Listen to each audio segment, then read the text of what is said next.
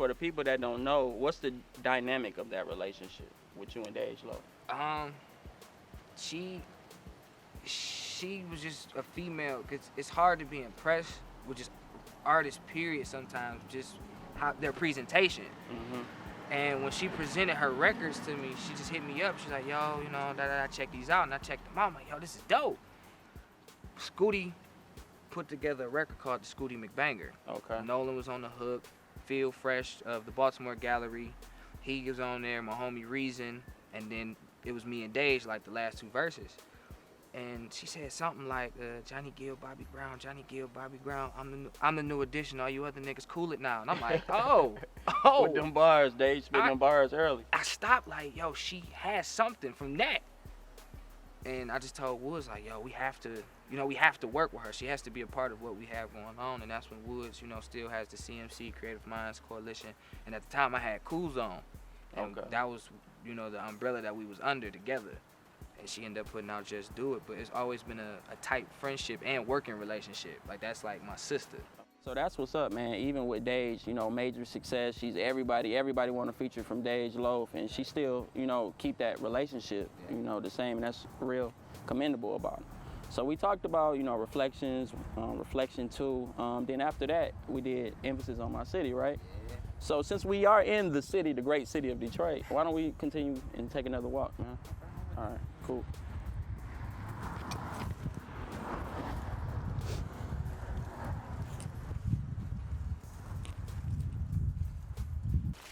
So emphasis on my city, man. I feel like that was the real mixtape that got you to, being where you are, to everybody getting head nods and the remix of to my nigga. Yeah, the D-Mix. The D-Mix, okay. Who all did you have on there from the D, on the remix? You had Rose Spit, Early Mac, Bodie James, and then Scholar. Wow, all of them on the same records. You even got the attention of Revolt with that, right? Yeah, Kenny Burns himself, he was doing the Revolt Nation tour, and they had just came maybe from Philly, maybe I believe, or something like that, and they just stopped and was just like, yo, they reached out to Detroit versus everybody. My cousin actually, good peoples with Will, and my cousin Nick, and he just plugged in Will? Yeah, so he just called like, yo, Revolt want to meet with you, come down here when you free. We set it up on a Wednesday, and from there we just linked up, and I have that relationship with them to where they've wanted to come back and do more things with me, so that's dope. It's a dope look. And that's really dope, man, being that, Detroit is getting the notoriety and we finally getting the looks that a big network like that will come, and support the city. So that's really what's up, man. So after emphasis on my city, man, you dropped the EP. You didn't hit them with another mixtape. Right. You dropped the EP. Saucy EP. The Saucy EP, man. So talk to us about Saucy. Where did that come from? Well, my brother, Flav, he had passed away in 2012. He was murdered, and from there it was just my way of paying homage. I started calling myself Saucy because it was one of them. I can't be another J Flav. I can't be Flav. It was only one Flav. Right. So how do a little brother pay homage to his big brother? He do something in his honor. So I ended up creating the idea of the Saucy EP, and from there it was just me just swagging it out and just delivering my best performance that I could at that time. And that's when the EP came about. The Saucy EP. I loved it. It was smooth, mostly produced by Ashton Woods, right? Ashton Woods, Jerry Parker, and Dags. Everyone had their own records, but mainly Woods did most of the production. Okay. One of my favorite record joint was the sample. What was that? The first record? Saucy? On Saucy. It's called Saucy. Okay, yeah, the actual record. Saucy, man, that was crazy. How did you come up with the sample that was in that record? Woods actually already had it, and he was just like, yo, I really think that, you should rock with this beat. And then immediately I just started rapping to it, and that's when that came about. Okay, and now, current moment on September the 21st, what happened on that day? Why is that day so significant? I dropped Nottingham Pharmacy. Nottingham Pharmacy, man. So can you tell the people how that title came about with Nottingham Pharmacy? It was, originally it was gonna be called Berkshire because of the street that I grew up on. Okay. But I just felt like it was almost maybe a little bit cliche, and I'm like, maybe I could do something doper. And I thought about how I felt about music. I thought of music as a gateway drug. People fiend for it. Some people feel like they can get prescriptions. I'm like, it'd be dope if I called it Nottingham Pharmacy.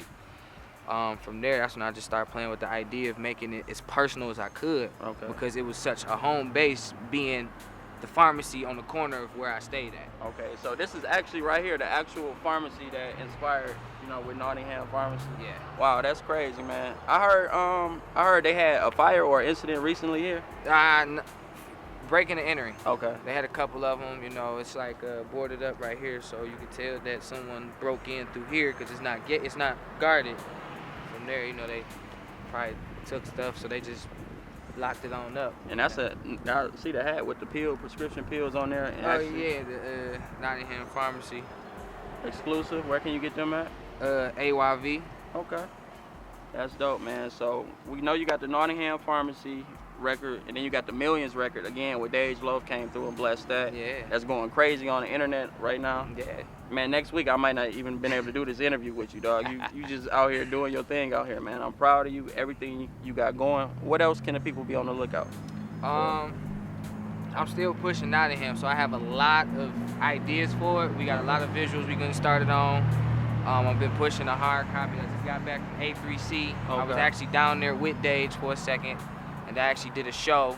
So I set up some stuff for South by Southwest. And then, you might get, some additional songs that didn't get put online. Okay. Those will get uploaded online. Then I may come back with like one songs. of the songs I got, because I got the actual hard copy. With the bonus songs. Mm-hmm. So people got the bonus songs first before it hit online. Yeah. But then I'm gonna throw them online. But then I may have the songs that never made it. Okay. I might just go ahead and put them out because they was just too good just to let sit. Okay. But then you also might get a Nottingham Unplugged. So with a live band. Okay, I gotta get tickets to that, I gotta let people know I know you and stuff like that, get a couple groupies off of that. But Okay. Richy, man, I thank you for taking the time out and doing this interview with me, man. My bro. How can the people get in contact with you? Man, just Richy Marciano. You just find me by typing in Monkey D. Luffy. You'll Okay. find me on Instagram and find me on Twitter, Snapchat, Richy Marciano. You can type in Saucy. There it is. Spell Monkey D. Lucy. Monkey, Okay. D, and then Luffy, Monkey D. Luffy. And it'll There it come up. is. And you So- can also follow him right here at clevervision.com. Wow, we out. Triple Arrow. Ayy. Pull your card, my nigga, we pull your card. Pull your card, my nigga, we pull your card. Pull your card, my nigga, we pull your card. You come around hard, shit, we finna pull your card. Look.